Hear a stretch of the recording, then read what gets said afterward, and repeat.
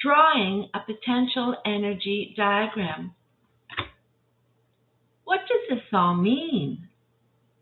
Let's take a closer look. Here's the problem.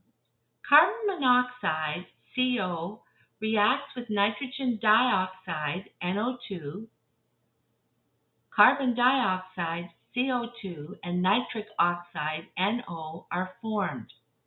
Here are your instructions. Draw a potential energy diagram to illustrate the progress of the reaction. Label the axis, the transition state, and the activated complex. Indicate the activation energy of the forward reaction as 134 kilojoules and the change in heat as negative 226 kilojoules. Calculate the activation energy of the reverse reaction and show it on the graph.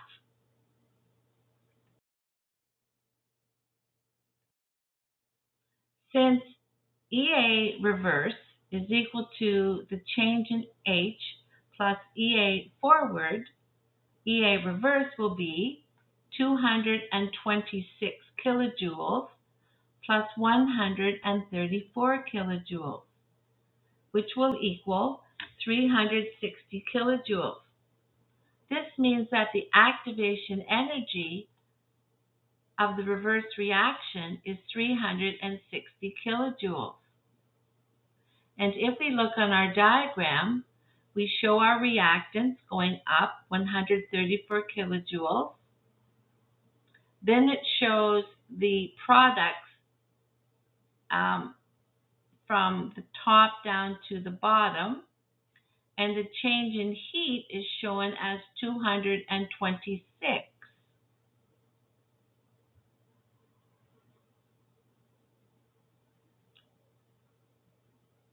Here is an example. The following reaction is exothermic. 2ClO in the gaseous form plus Cl2G plus O2G. Draw and label a potential energy diagram for the reaction. Propose a reasonable activated complex.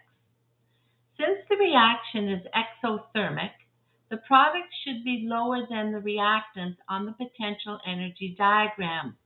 The activated complex exists between the reactants and products and is of higher energy than the reactants.